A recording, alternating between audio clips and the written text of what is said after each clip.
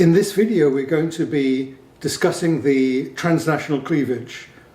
And the idea behind this is that there is a polarization that is taking place not just in the United States, but across Western societies more generally.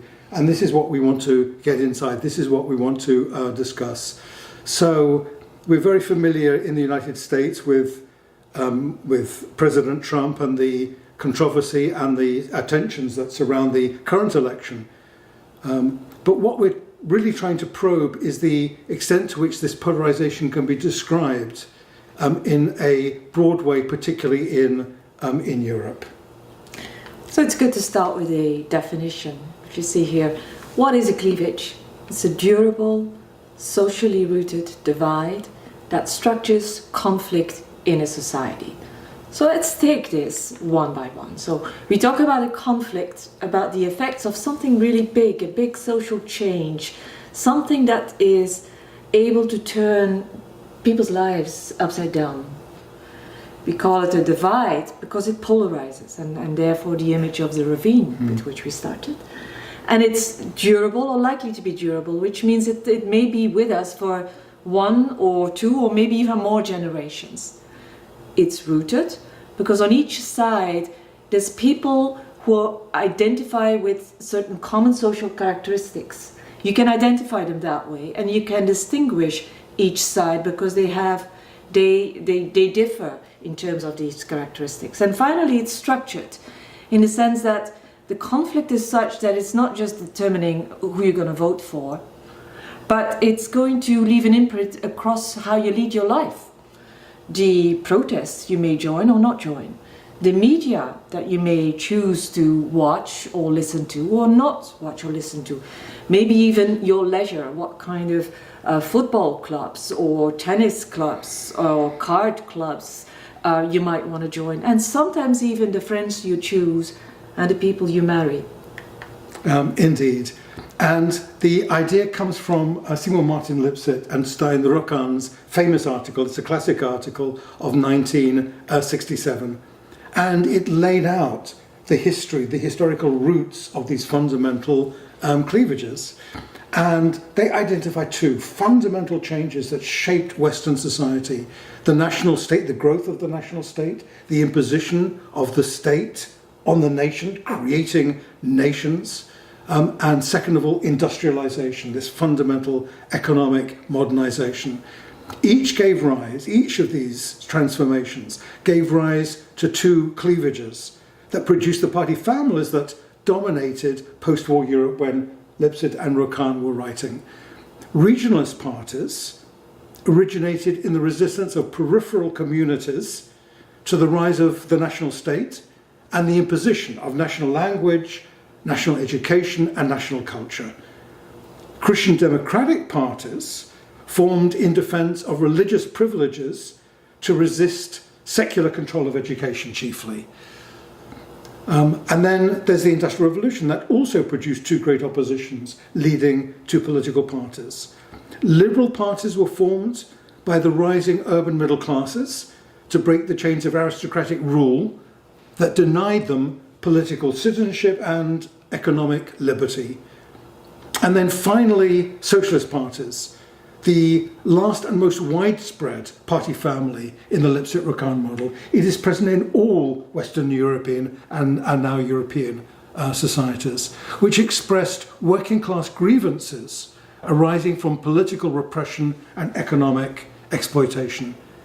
In each of these cases, in each of these great transformations, they led to major social change and socially rooted cleavages expressed by these political parties. The long shadow of history over how parties and party systems in Europe have been shaped. Now, as Gary was mentioning, this article was written or published in 1967, and that was, if you like, at the height of that kind of cleavage politics. And I remember as a small child how that actually felt. From the cradle to grave, as the expression was, you were encased on one side of such a cleavage. And in my village, the dominant cleavage was the religious one.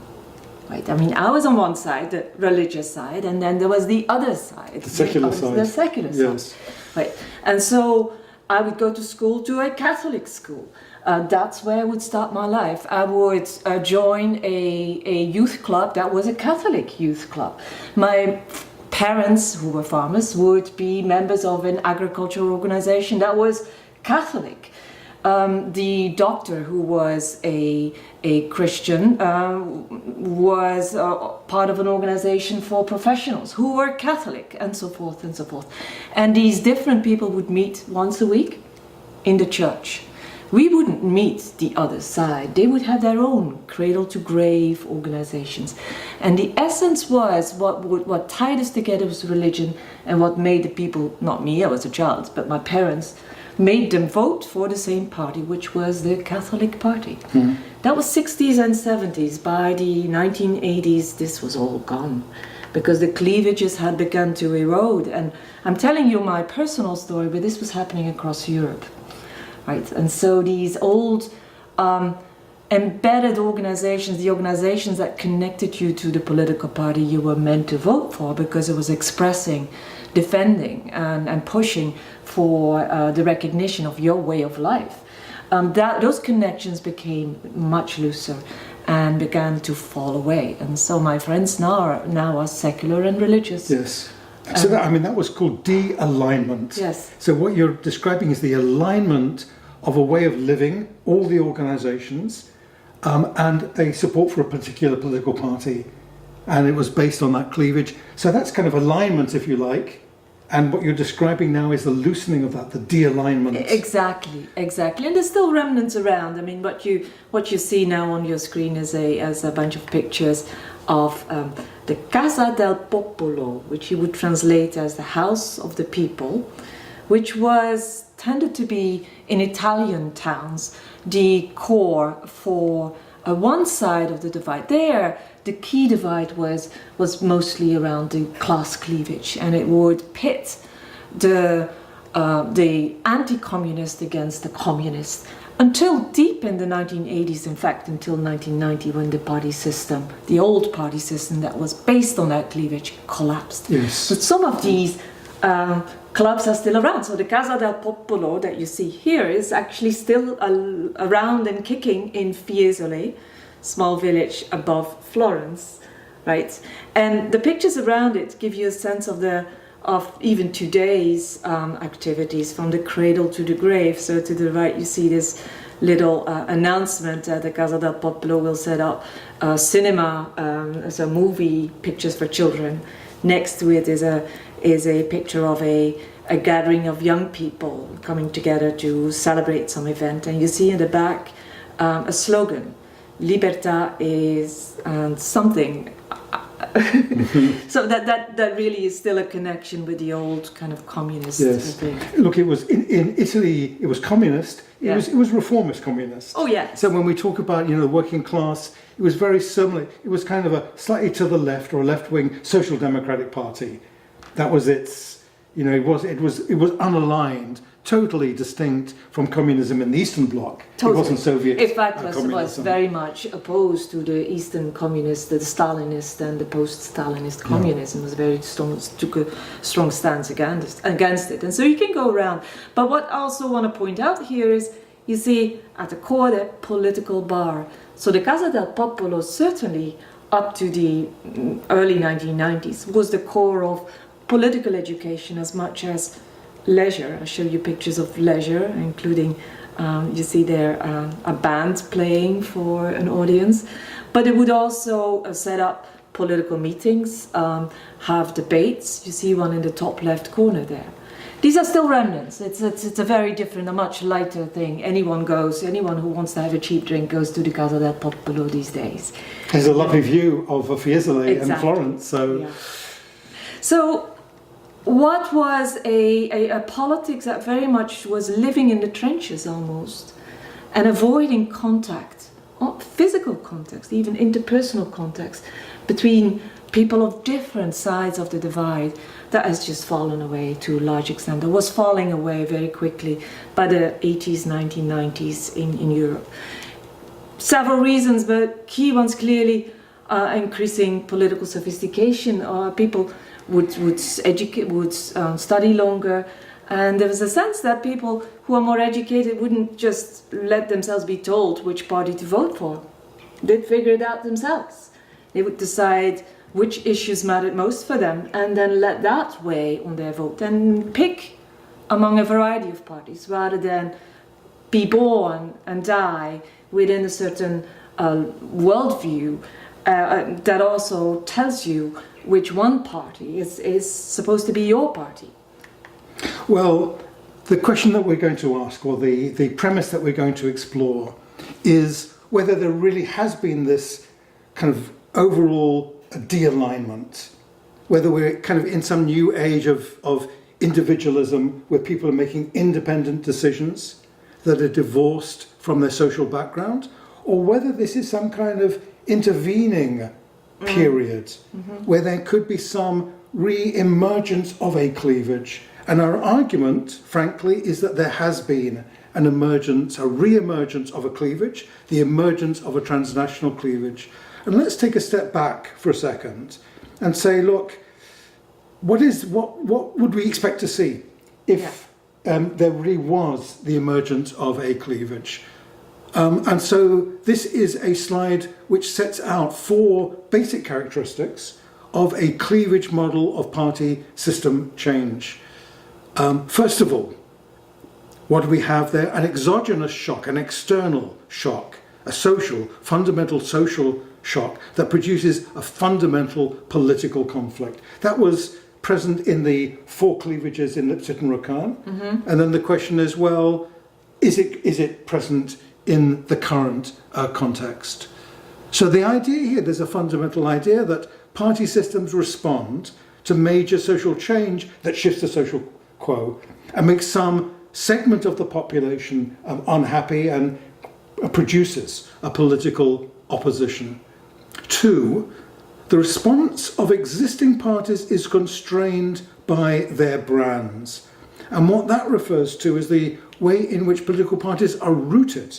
They're rooted because individual voters have to understand where the party stands. And so the stands of a political party are pretty difficult to change. It's very difficult to turn around, say, to the Communist Party in Italy and say, well, we're actually not really communist at all. We are actually going to be some other kind of party, let's say an environmentalist party. Parties are very rooted. They have sets of activists who are committed. They are highly institutionalized. So imagine that you had a major social change that created an opposition, but the existing political parties could not respond to that because they are rooted in their prior commitments. And then third, new parties arise on the cleavage. So change is coming from voters in the sense that there are new pressures among voters, there are new political opposition that arises. The old parties are rooted, and therefore what one would expect to see is the emergence of new political parties that are expressing the opposition on this emerging cleavage. And here one should note that you'd expect a difference between PR and plurality electoral systems. Plurality electoral systems have very high barriers to the creation of new parties. So what you'd expect to find in a plurality system is some tension within the party, some division within the party, and perhaps a takeover on the basis of the new cleavage, or something that would create greater disagreement within the major party. In a PR system, a proportional representation system, you would expect new parties to emerge because the barriers to their emergence are much lower. And then finally, parties on the cleavage are socially structured. That is to say, their members, their constituencies, have very clearly definable social characteristics that arise from the effect of the exogenous shock for particular groups of people in a society. That is, an exogenous shock can actually hurt the life chances of particular kinds of people and alert them to the perceived threat that they are facing. So what could be such an exogenous external shock that could produce such a new fundamental conflict in the beginning of a cleavage? Well, we think there is one that has been accumulating over the past few decades, really, and it has to do with fundamental shifts in the way we live our lives, the strengthening of ties across national borders and the weakening of national borders through trade, through immigration, and through a stronger international rule of law. And so what is at stake there is, are we happy with this perforation of the state and living a more transnational life? Or are we unhappy with this? Is this a good thing or is this a bad thing? And this brings to the core issues in terms of sovereignty, your kind of identity, or your national identity, or more of a transnational, multicultural identity. These are the issues. So, I mean, if you think of it, of trade, what we've benefited from, many of us, over the past few decades, is increasingly being able to buy products and goods from across the world. Real curry spices from India, exotic fruit from Peru and South Africa, particularly in wintertime when you wouldn't have that readily available domestically. Beauty products from France, or cars from Germany, which frankly probably are better than American cars. Right? And tourism. Most of us have benefited at least from that. Migration, new opportunities for millions of people, and more consumer choice, right? I mean, study abroad programs, which several of you hopefully will be able to enjoy. Cheap nannies for those who can afford it. Cheap construction for those who build houses. Restaurants with real Chinese, Indian or Mexican food.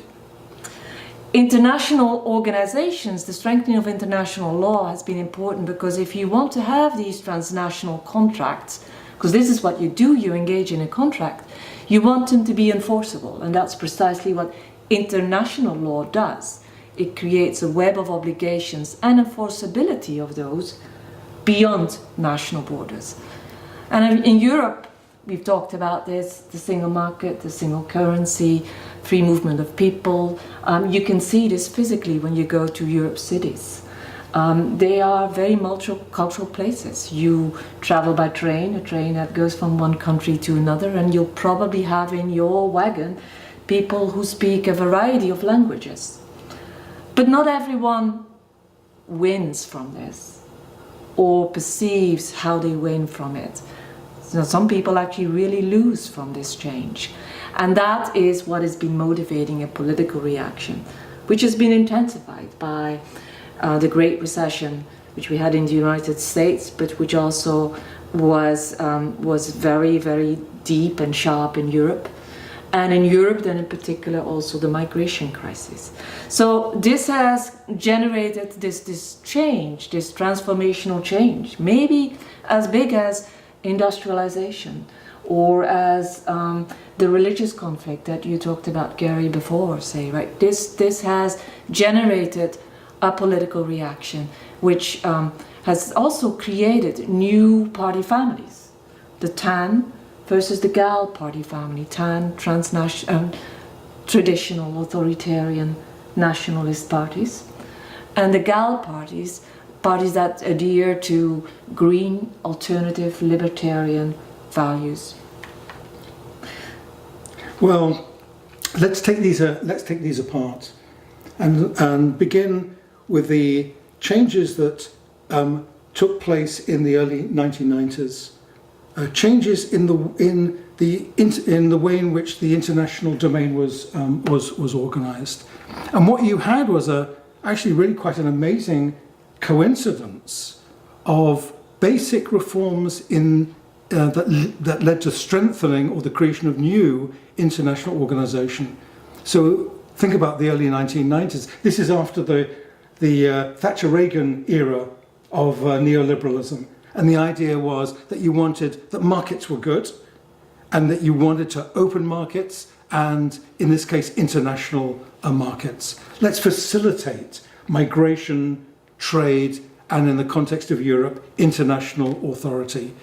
And when you think about the early 1990s in Europe, you think about the Maastricht Treaty, which extended EU authority over wide ranges of public life, made it much easier for people to work in another EU countries, as indeed we did, created a common currency and turned nationals into EU citizens.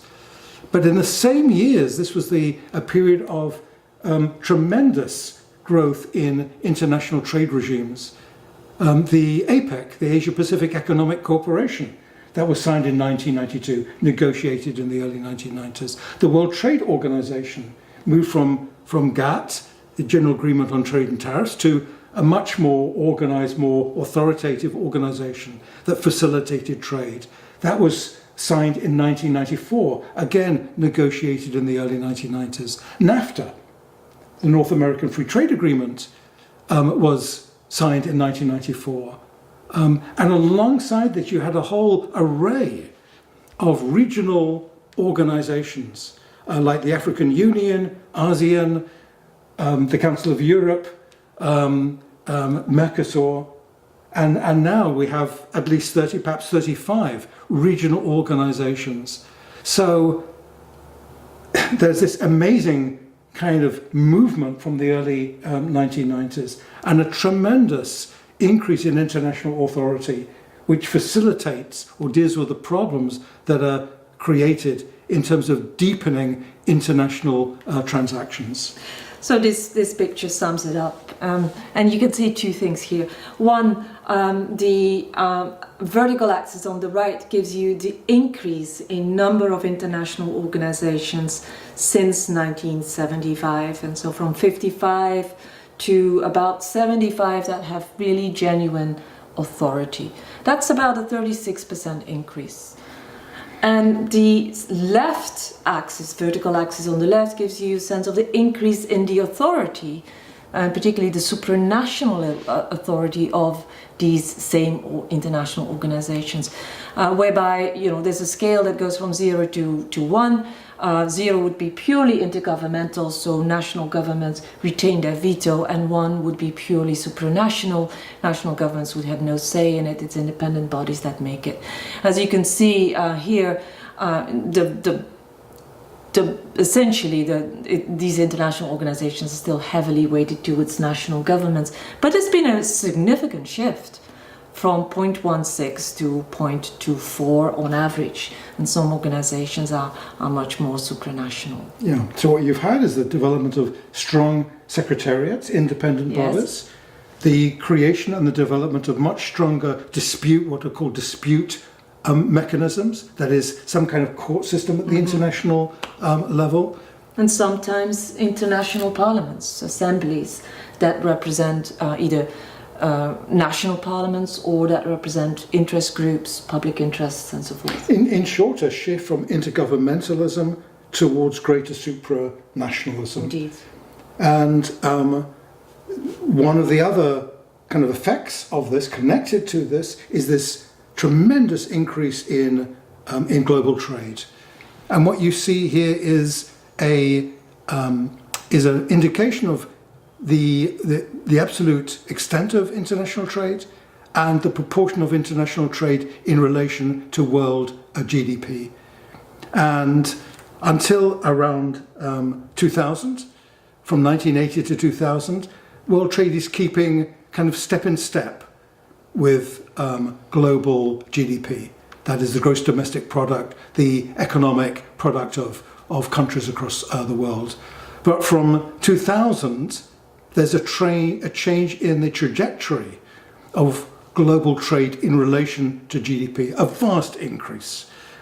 From 1990 to 2007, just prior to the Great Recession, global trade tripled in absolute terms and doubled as a proportion of GDP, such that global trade, that is the sum of exports and imports, just about equaled the sum of product that was created within individual countries. An amazing and absolutely transformational shift in trade in the world economy.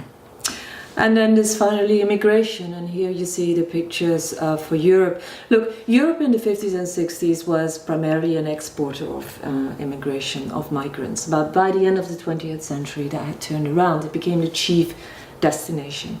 Initially, this increase was gradual, but then you had a sharp surge in migration in 2015 and 2016, and that's what you see on the left. This is actually the picture of 2015.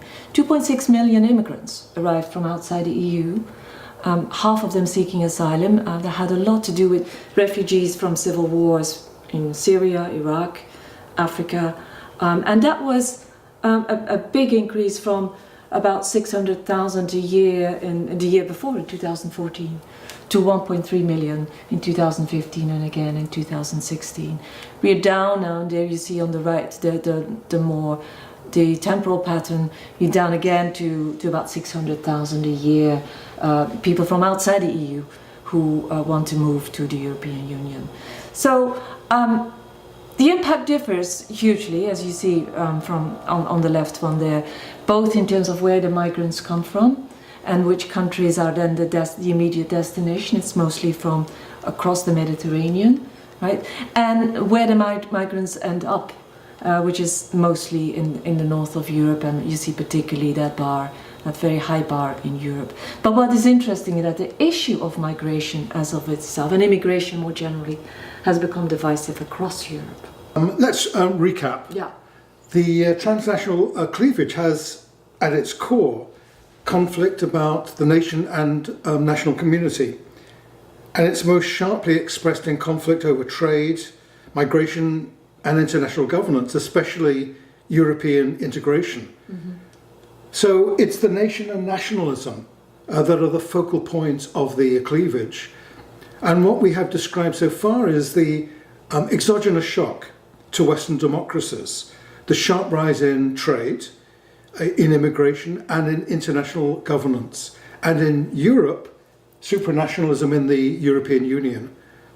What these have in common is that they raise the salience of the national community, mobilize opposition from those individuals who regard themselves as most vulnerable economically and culturally to these developments. So let's turn now to the second element of the cleavage model. And that is the response of existing parties is constrained by their brands. And here, the argument is that political parties have brands. They have established expectations in the minds of voters.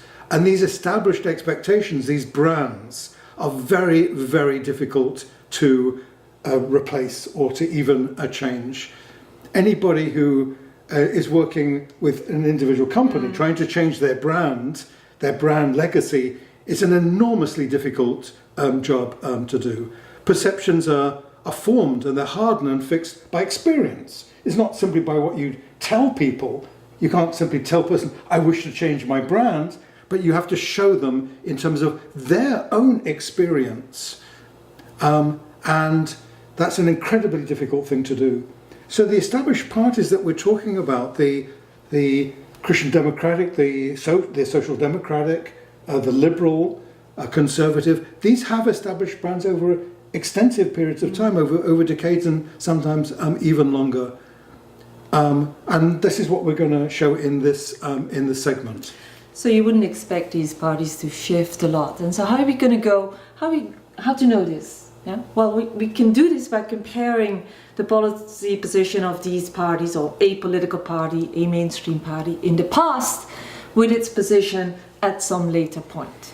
So, and then you can estimate the difference. Have they shifted, or to what extent have they shifted or not? Imagine, and this is what you see here on European integration, which is a key issue on the transnational divide, right? And so we have these data because Chapel Hill researchers, a team of researchers, have been collecting data, surveying where political parties stand across European countries since 1999, and we've been going back, we're part of that team, going back every 3 to 4 years, taking the temperature again on the same issues using the same questions. So we have a time series of 2 decades now. So you can actually see change. If there is change, we will pick it up. So this is the picture that you get. each curve is a distribution of the differences between a party's position at a given time and its position at a later time. So if a party hasn't shifted between time A and time B, then it will be 0 on this distribution. If it's become more EU skeptic, Eurosceptic, it will have a negative sign on the left side of the curve. If it's more pro-European, if it's shifted to a pro-European position, it will be on the positive side. And the maximum shift for a party is 7 points, because it's a 7-point scale. Okay, now let's focus on 2 of these curves. Let's take the blue curve first. And this is a curve that compares where a party stands across 2 waves, about a 4-year period. Imagine a party stands in 2014 compared to its stands in 2010. And the y-axis shows that about 90% of the parties that we have there, that are in our sample, have moved less than 1 point on this 7-point scale. So that's pretty stable in 4 years. You'd say 4 years is too short to pick up change. So let's go to the other extreme. Take the orange curve, which compares the same party across 15 years. Right? So party in 99 and the same party in 2014. And there you see, again, the y-curve, the y-axis shows you that 58% of parties shift less than 1 point on that 7-point scale. Right? And when you look at the tails of the curve, the endpoints of that curve, about 15% of the parties shift more than 2 points, either direction, and just 2 of the 98 parties that are in that group, that were there in 99 and were still there in 2014, shift more than 3 points. So it seems indeed consistent with what Gary was saying, and what cleavage theory would expect, that existing parties, established parties, find it very difficult to change. Indeed. And the same thing would apply to immigration. Absolutely. So we could show you the same curves for immigration, party positions on immigration, on restricting immigration, and you get the same stability, the same consistency over time. And if you're interested to try that out yourself, you can find the data on our websites. It's the Chapel Hill Expert Survey. Yes, indeed. Okay, so what we have are these tremendous impetus, these exogenous changes that create insecurity, opposition among those who feel that they suffer from transnationalism. Of course, there are those people who gain from it, people who have a cosmopolitan outlook. And what we're saying is that the extant parties, the existing mainstream parties, find it very difficult to change their tune, to change their brand in response. So what is the logical outcome? Well, the logical outcome in a PR system, where you have relatively low threshold for the creation of a new party, is that the new parties will arise on the cleavage. And that is a third segment of this lecture. And here is an example with respect to positioning of political parties on European integration. And the data that we have is the same that Liesbet described earlier. It's the Chapel Hill expert data. And what you see here is an array of pro-EU parties that take pro-EU positions, and parties that take anti-EU positions. It's on a 7-point scale, where 4 is the middle point. So the anti-EU parties are parties that take positions less than 4 on that 7-point scale. And then we have new and established parties. And what you see here is that in terms of those parties that today take an anti-EU position, almost 2/3 of those parties were set up after 2002. So it's the new parties, the newly established parties, that take these anti-EU positions.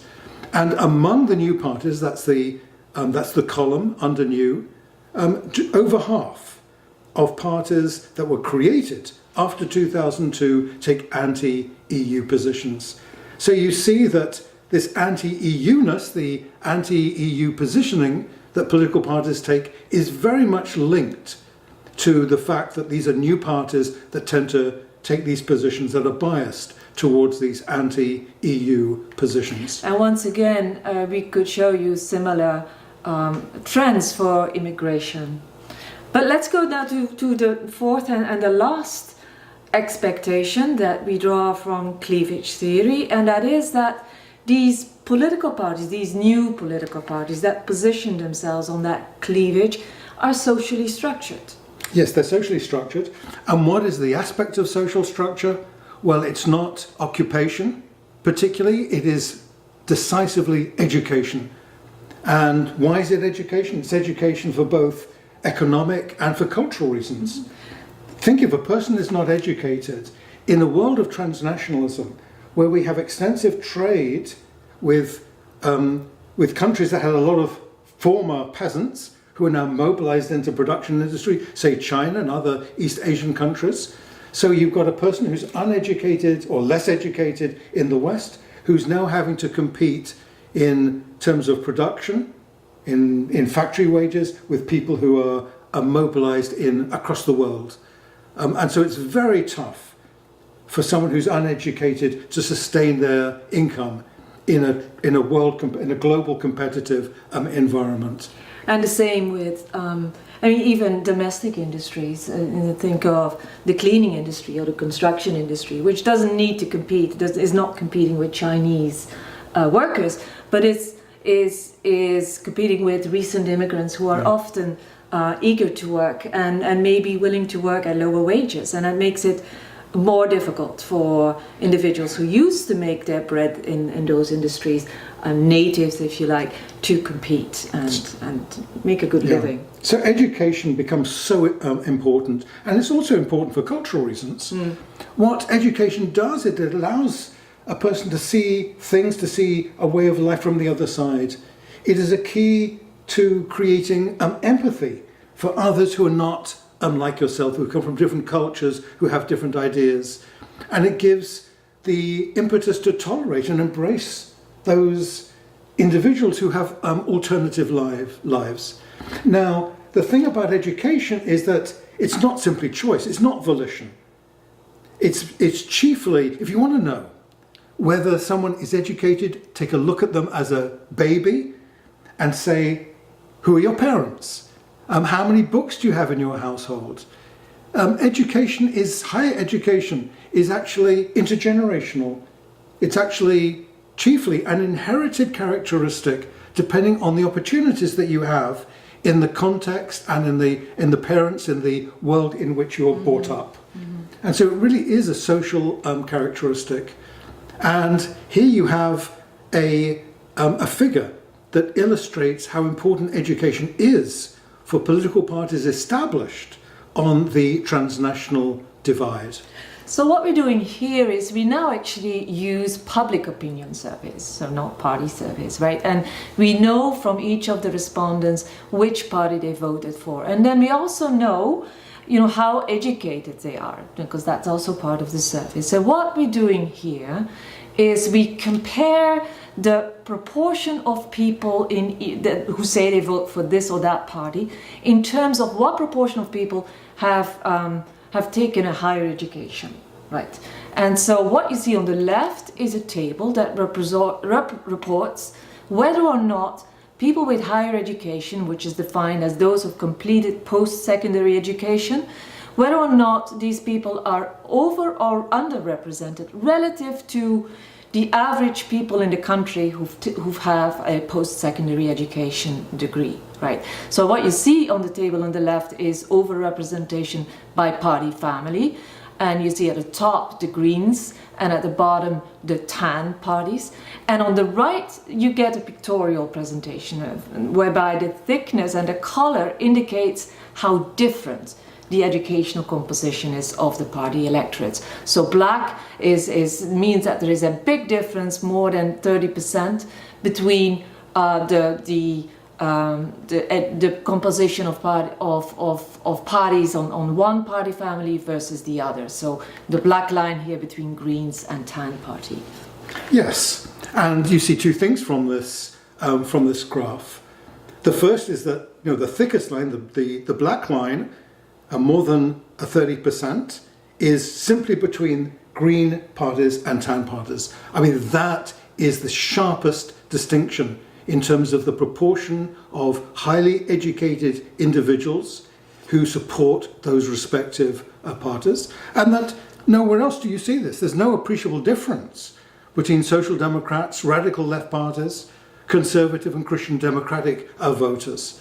And so it's a very sharp indication that education is key in differentiating the supporters of Green parties and Town parties. That is precisely the parties that are established on the transnational divide. And you see that very sharply, and most sharply perhaps in Europe, because of proportional representation.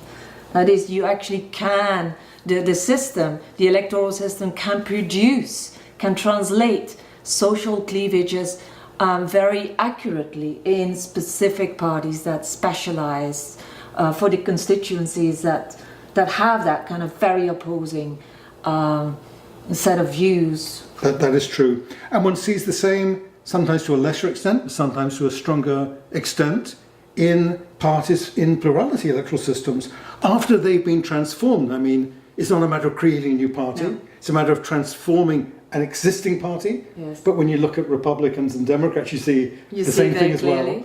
And Labour and Conservatives. Yes. Yes, one sees this clearly across. So what we've done is we've tried to generalise. We've gotten outside the particular individuals who lead these parties, and we're looking at the bases of parties in a general comparative framework. And I think what we have shown is that we've argued that there really is a transnational cleavage that has as its core a conflict between those who support a cosmopolitan worldview that's rooted in transnationalism, who really support the openness, the flexibility, the opportunities that brings, that support the division of labour and the productivity that comes with that, and those who are on the other side who feel insecure, who feel economically insecure, who feel culturally insecure, and who support nationalism. Nationalism being the key kind of concept here, the key way of organising these different views. And in PR systems, as you mentioned, we've seen the creation of new political parties around this cleavage. In plurality systems, we've seen enormous conflicts within parties, and in some countries, the shift in those parties to align with this cleavage. And then finally, what we've shown is that this is socially rooted, in the way that you'd expect with when you're talking about a cleavage. And the key to that social rootedness is education.